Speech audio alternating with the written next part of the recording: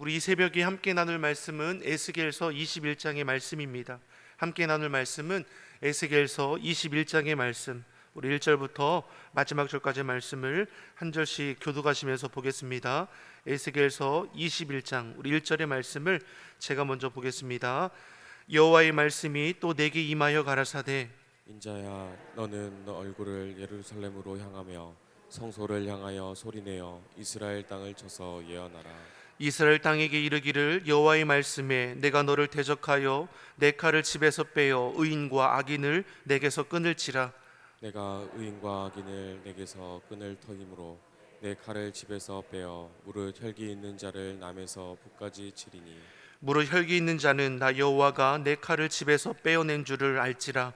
칼이 다시 꽂혀지지 아니하리라 하셨다 하라.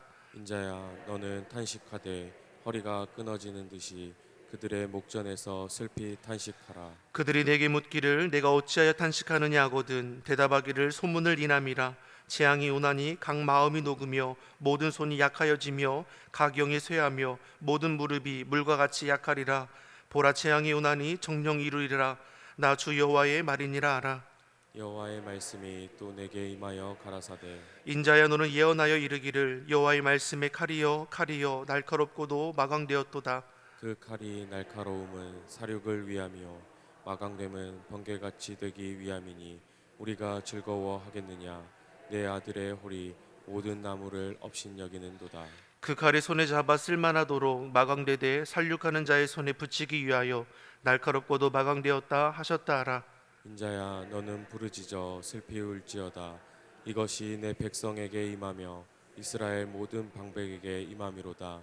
그들과 내 백성이 함께 칼에 붙임 바 되었으니 너는 내 넓적다리를 칠지어다. 이것이 시험이라. 만일 업심여기는 홀이 없어지면 어찌할꼬. 나 주 여호와의 말이니라. 그러므로 인자야, 너는 예언하며 손뼉을 쳐서 칼로 3번 거듭 씌우게 하라. 이 칼은 중상케 하는 칼이라. 밀실에 들어가서 대인을 중상케 하는 칼이로다. 내가 그들로 낙담하여 많이 엎드려지게 하려고 그 모든 성문을 향하여 번쩍번쩍하는 칼을 베풀었도다. 오라, 그 칼이 번개 같고 살육을 위하여 날카로웠도다. 칼아 모이라, 우양하라. 항오를 차리라, 좌양하라. 향한 대로 가라. 나도 내 손뼉을 치며 내 분을 다하리로다. 나 여호와의 말이니라. 여호와의 말씀이 내게 임하여 가라사대, 인자야, 너는 바벨론 왕의 칼이 올 두 길을 한 땅에서 나오도록 그리되 그 성으로 들어가는 길 머리에다가 길이 나뉘는 지시표를 하여 칼이 암몬 족속의 라파에 이르는 길과 유다 견고한 성 예루살렘에 이르는 길을 그리라. 바벨론 왕이 갈래길 곧 두 길 머리에 서서 점을 치되 살들을 흔들어 우상에게 묻고 희생의 간을 살펴서 오른손에 예루살렘으로 갈 점괘를 얻었으므로 공성태를 베풀며 입을 벌리고 사륙하며 소리를 높여 외치며 성문을 향하여 공성태를 베풀고 토성을 쌓고 운제를 세우게 되었나니. 전에 그들에게 맹약한 자들은 그것을 허점으로 여길 것이나 바벨론 왕은 그 죄악을 기억하고 그 무리를 잡으리라. 그러므로 나 주 여호와가 말하노라. 너희의 악이 기억을 일으키며 너희의 건과가 드러나며 너희 모든 행위의 죄가 나타났도다. 너희가 기억한 바 되었은즉 그 손에 잡히리라. 너 그악하여 증상을 당할 이스라엘 왕아, 내 날이 이르렀나니 곧 죄악의 끝 때이니라. 나 주 여호와가 말하노라. 관을 제하며 면류관을 벗길지라. 그대로 두지 못하리니 낮은 자를 높이고 높은 자를 낮출 것이니라. 내가 엎드려 드리고 엎드려 드리고 엎드려 드렸니와 이것도 다시 잊지 못하리라. 마땅히 얻을 자가 이르면 그에게 주리라. 인자야, 주 여호와께서 암몬 족속과 그 능욕에 대하여 말씀하셨다고 너는 예언하라. 너는 이르기를 칼이 뽑히도다, 칼이 뽑히도다. 사륙하며 멸절하며 번개같이 되기 위하여 마광되었도다. 내게 대하여 허무한 것을 보며 내게 대하여 거짓 복수를 하는 자가 너를 중상을 당한 악인의 목 위에 두리니 이는 그의 날 곧 죄악의 끈때가 이름이로다. 그러나 칼을 그 집에 꽂을지어다. 내가 지음을 받은 곳에서 너의 생장한 땅에서 내가 너를 국문하리로다. 내가 내 분노를 내게 쏟으며 내 진노의 불을 내게 붓고 너를 짐승 같은 자 곧 멸하기에 익숙한 자의 손에 붙이리로다. 내가 불의 섭과 같이 될 것이며 내 피가 나라 가운데 있을 것이며 내가 다시 기억되지 못할 것이니 나 여호와가 말하였음이니라 하라. 아멘. 할렐루야. 우리 하나님의 은혜와 평강이 우리 새벽을 깨워 예배하시는 우리 성도님들의 심령과 가정에 충만하기를 간절히 소망합니다. 폭우로 인한 어려움 가운데 있는 우리 수혜자를 위해서 꼭 기도해 주시고, 특별히 오늘부터 우리 시작되는 청년 수련회를 기억하여 주셔서 오고 가는 길 안전할 수 있도록 그 일정 가운데 하나님의 크신 은혜가 임할 수 있도록 기도로 협력해 주시기를 간절히 바랍니다. 본문의 말씀을 보면 1절 2절에서 하나님께서 에스겔을 향하여 너는 그 얼굴을 예루살렘과 성소를 향하게 하고 이스라엘 땅에 대한 예언하도록 지금 말씀하는 것을 이제 볼 수 있습니다. 어떤 예언을 하나님께서는 그 입술에 주시는 것입니까? 3절에서 7절의 말씀을 보니까 칼을 집에서 빼내어 타락한 유다를 심판하실 거라는 것이죠. 그리고 이 칼이 8절에서 17절을 보면 이 칼이 얼마나 날카로운지 그 가혹함을 우리가 알 수 있게 될 것이고, 18절에서 27절의 말씀을 보면 하나님의 심판의 도구로 사용되는 이 칼의 실체가 바벨론 군대임을 나타내고, 바벨론 침공으로 인해서 유다가 치욕을 당하고 몰락하게 될 것을 기록하고 있습니다. 뿐만 아니라 28절에서 31절의 말씀을 보면 바벨론을 통해서 유다만이 아니라 암몬까지도 심판을 당할 것을 예고하는 말씀임을 우리는 볼 수 있습니다. 유다와 이스라엘은 하나님께서 택한 백성입니다. 그런데 본문을 시작으로 24장까지의 말씀을 보면 저들을 향한 심판이 기록되어 있습니다. 이제는 피할 수 없는 심판이 임박했다라는 것입니다. 앞서 20장에서 하나님은 파멸로 치닫는 유다를 향해서 지난날의 실패를 언급하셨습니다. 너희가 바벨론의 포로가 되었음에도 여전히 정신을 차리지 못하는구나. 여전히 우상 가운데 거하며 가증한 일을 일삼는구나. 그래서 거슬러 올라가는 것이죠. 애굽에 종살이할 때 너희는 어떠했느냐? 애굽의 우상에 매어 있지 않느냐? 그런 너희를 구원한 자가 나 여호와다. 내 이름을 위하여 너희를 건져내었고 광야를 통해서 연단하였음에도 불구하고 여전히 이들은 어떻습니까? 자기 보기에 옳은 대로 행하는 일들이 많아졌다라는 것이죠. 광야에서도 하지만 하나님께서 어떻게 합니까? 이들을 약속하신 가나안 땅으로 옮겨주시는 것을 볼 수 있죠. 하나님께서 함께 하심으로 가나안 땅을 차지하며 번성함을 누림에도 불구하고 이들은 또 어느 순간에 보니까 타락 가운데, 우상 가운데 또 머물므로 통해서 하나님께 또 심판의 대상이 되는 것을 볼 수 있습니다. 그리고 에스겔은 어떻습니까? 바벨론이 2차 침공했을 때 망하기 앞서서 포로된 자로 끌려왔음에도 불구하고 또 그곳에서도 유다 백성들은 또 범죄하는 일들이 있었다라는 것이죠. 그리고 오늘 본문 21장에서는 이젠 어떻습니까? 피할 수 없는 심판의 때가 왔음을 우리에게 지금 말씀해 주고 있는 것입니다. 자, 이는 우리도 적용해 볼 수 있는 말씀입니다. 하나님의 때, 마지막 때 결산의 날은 반드시 찾아오게 되어 있습니다. 근데 그날에 돌이킨들 아무 소용이 없게 될 것입니다. 그러니 하나님께서 깨닫게 하실 때, 기회 주실 때에 우리는 돌아올 수 있어야 하는 것이죠. 그런데 문제는 무엇입니까? 저들이 계속된 죄악 가운데서도 하나님께서 용서해 주시고 또 하나님께서 자꾸만 기다리고 참으시니까 그 죄악의 깊이가 더해지는 것이고 영적으로 무감각해진다는 것입니다. 하나님께서 선지자를 통해서 무서운 심판을 예고하지 않으셨습니까? 어쩔 때는 이방을 채찍의 도구로 사용하셔서 징계하기도 하셨죠. 그럼에도 죄악된 자리를 떠나지 않았습니다. 오히려 더욱더 완악하여 우상을 숭배하고 더욱더 가증한 일을 일삼는 것이죠. 심판의 자리에 있음에도 불구하고 스스로 말하기를 나는 평안하다, 평안하다. 영적 무감각에 빠져 있는 것입니다. 이처럼 유다 백성들이 어떠합니까? 하나님의 말씀을 경솔히 여깁니다. 우리가 안전불감증이라는 이야기 많이 들어보셨을 겁니다. 안전에 익숙해져서 사고의 위험이 분명히 있는데도 인식하지 못하는 겁니다. 그리고 사고를 당하게 되었을 때 그것이 얼마나 위험했던 것인지를 그때서야 아는 것이죠. 지금의 유다 백성들이 그러하다라는 것이죠. 우리 1절 2절의 말씀을 같이 한번 보겠습니다. 1절 2절 같이 읽어보겠습니다. 여호와의 말씀이 또 내게 임하여 가라사대 인자야 너는 얼굴을 예루살렘으로 향하여 성소를 향하여 소리내어 이스라엘 땅을 쳐서 예언하라. 하나님의 심판의 말씀이 에스겔 선지자에게 임합니다. 에스겔은 앞서서 바벨론 2차 침공 때에 포로로 끌려왔지만 그 1년이 있은 이후에 하나님께서 환상 중에 저를 부르시죠. 에스겔은 포로지에서 유다를 위해 기도하고 앞서 포로된 백성들에게 하나님의 뜻을 전하는 일에 힘쓰게 됩니다. 자, 그럼에도 어떻습니까? 포로지에 있는 이스라엘 백성들이 여전히 정신 차리지 못하고 있었다라는 것이죠. 그러나 이제는 때가 찼다라고 말씀합니다. 지금까지 하나님께서 자신의 이름을 위해 참으시고 기다리셨는데 이제는 내가 여호와인 줄을 심판을 통해서 나타낼 것이라고 말씀하는 것입니다. 3절과 4절의 말씀이죠. 같이 한번 보겠습니다. 이스라엘 땅에 이르기를 여호와의 말씀에 내가 너를 대적하여 내 칼을 집에서 빼어 의인과 악인을 내게서 끊을지라.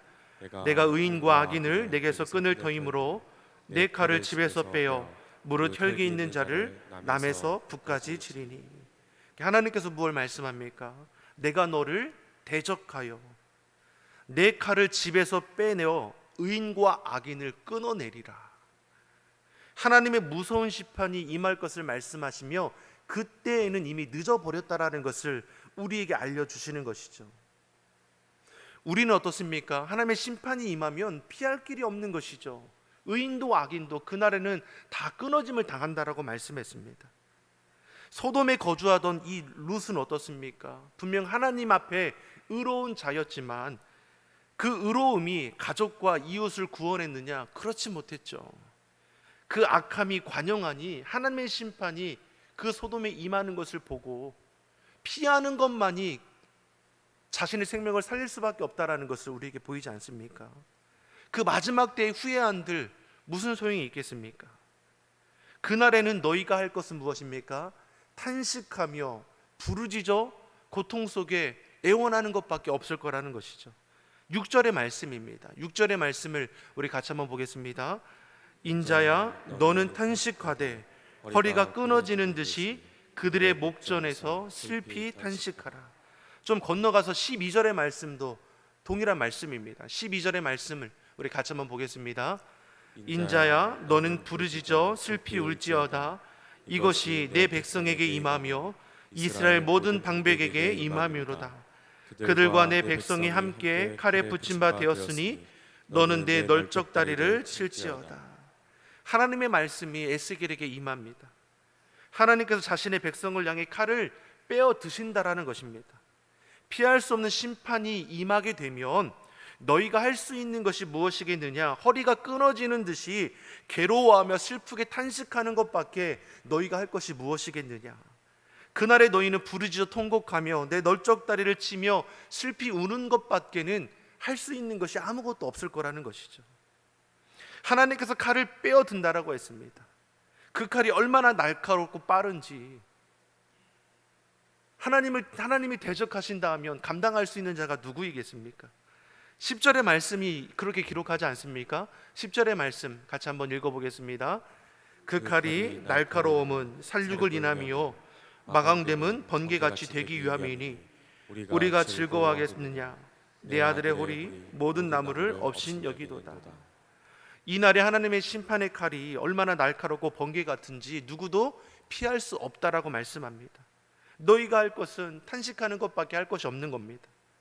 이와 같은 심판을 에스겔을 통해서 지금 나타내고 있습니다. 그리고 하나님께서 칼을 집에서 빼어 심판하신다 하셨는데 이 칼의 실체가 18절 이하의 말씀을 보면 누구라고 기록합니까? 바빌론의 군대임을 알 수 있는 것이죠. 19절의 말씀을 같이 한번 보겠습니다. 19절의 말씀 같이 보겠습니다. 인자야 너는 바벨론 왕의 칼이 올 두 길을 한 땅에서 나오도록 그리되 그 성으로 들어가는 길 머리에다가 길이 나누는 지시표를 하여. 바벨론 왕 느부갓네살이 예루살렘을 침공하는 그 과정을 우리에게 보여주는 것이죠. 바벨론 군대를 이끌고 가던 중에 두 갈래길이 나오는 겁니다. 한쪽 길은 암몬으로 가는 길이고 한쪽 길은 예루살렘으로 가는 길입니다. 근데 말씀을 보니까 참 재밌는 것이 무엇입니까? 두 갈래길에서는 이 바벨론 왕이 어디로 가야 할지 알아보려고 점괘를 쳤다라는 것이죠. 화살로 점을 치고 우상에게 묻기도 하며 어디로 갈지를 점을 쳐보니까 어디로 향하게 합니까? 예루살렘으로 향하게 한다는 겁니다. 이것이 점괘로 인함입니까? 아니면 하나님께서 정하신 것입니까?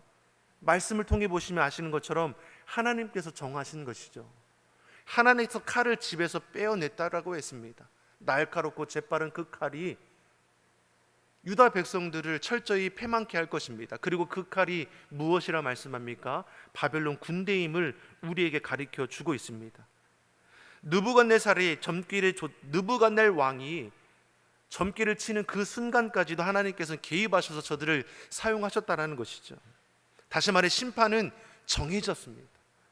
이제는 피할 수 없습니다. 사랑하는 성도 여러분, 죄의 삭은 사망입니다. 아멘입니까? 우리는 죄를 자복하여 회개해야지 이 죄를 우리가 용서함을 받을 수 있는 것이죠. 하나님은 사랑의 하나님이 되시기 때문에 우리가 죄를 자복하여 회개하면 동이 서에서 먼 것처럼 기억조차 하지 않으시고 진홍같이 붉을지라도 양털같이 하얗게 하십니다. 다만 무엇입니까? 우리가 영적인 무감각에 빠지면, 불감증에 빠지면 어떻습니까? 죄를 죄로 보지 못하는 것입니다. 성경에 기록한 많은 믿음의 인물도 죄 가운데 빠지는 그 과정을 보십시오. 사단의 미혹을 받아서 죄 가운데 빠졌을 때 즉시로 회개합니까? 깨닫지 못할 때가 더 많았다라는 것이죠. 그때 하나님께서 돕는 자를 보내시고 선지자를 보내셔서 저들의 죄악을 깨닫게 하셨을 때, 그때야 저희가 철저히 회개함으로 회복하게 되는 과정들을 우리가 보지 않습니까? 죄를 두려워해야 합니다. 죄를 두려워하시기 바랍니다. 하나님을 두려워하시기 바랍니다. 하나님을 인정하십시오. 그러면 우리가 어떤 형편과 상황 가운데 있을지라도 죄는 철저히 끊어낼 수 있게 될 것입니다. 우리가 나라와 민족을 위해서, 유정자를 위해서 기도합니다. 저들이 하나님을 인정하고 하나님을 두려워할 줄 아는 자가 되기를 바라는 것이죠. 저들이 가진 권세, 정치인들, 많은 재물을 가진 정제인들, 저들이 하나님을 두려워함으로 그 가진 것을 통해서 하나님의 뜻을 이루어가기를 원하지만 어떻습니까? 실상은 저들이 가진 권세와 가진 재물로 인해 더욱더 하나님을 외면할 때가 더 많은 것입니다. 높은 자에 오르고 많은 것을 가지면 가질수록 세상 권세에 붙들리고 죄된 욕심에 사로잡힌다는 겁니다. 하나님을 믿는다고 하지만 결국 저들의 선택이 육신의 정욕, 안목의 정욕, 이생의 자랑일 때가 더 많지 않습니까?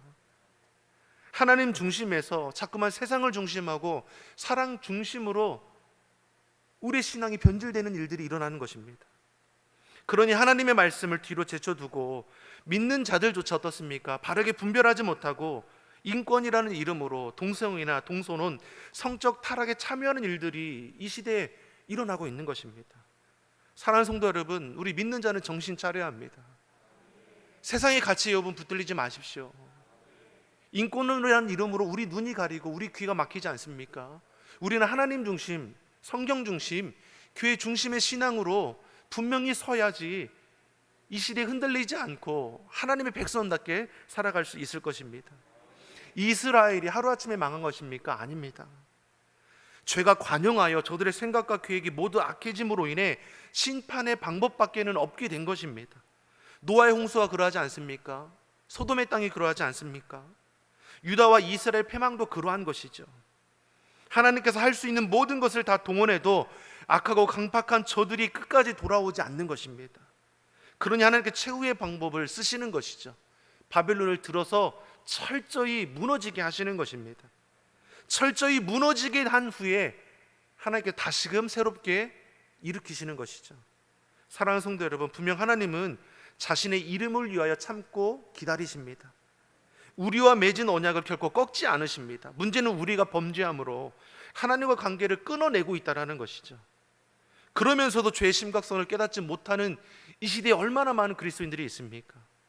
사랑하는 성도 여러분, 저와 여러분은 하나님 보시기에 부끄럽지 않은 성도로 살아가길 간절히 소망합니다. 죄의 삭은 사망임을 우리가 분명히 알고 죄를 두려워하십시오. 모든 일이 하나님을 의식하시기 바랍니다. 그러므로 인해서 내게 주신 이 말씀이 생명이 되는 것을 우리가 기억하며 말씀 중심으로, 하나님 중심으로, 교회 중심으로 내 삶을 바르게 세워가셔서 내게 주신 사명의 길을 온전히 걸어가서 하나님께 부르시는 그날에 착하고 충성된 종이라 인정받으며 기쁨이 될 수 있는 우리 시온성교회 온 성도가 되기를 예수님의 이름으로 축원합니다. 기도하겠습니다. 사랑의 하나님 아버지, 우리로 하나님의 뜻에 순종하여 행하는 삶이 되게 하여 주시옵소서. 늘 주님의 음성에 귀 기울이게 하시고 하나님을 기쁘시게 하는 자들이 다 되게 하여 주시옵소서. 시대가 악할지라도 주의 가정을 복되게 하여 주시고 시험 들고 어려운 이 시대에 하나님께서 기뻐하시는 가정이 되게 하시고 우리의 자녀들은 주님 안에 꿈꾸게 하시고 하나님의 뜻을 이루어가는 자들이 되게 하여 주시옵소서. 감사드리며 예수님의 이름으로 기도드립니다. 아멘.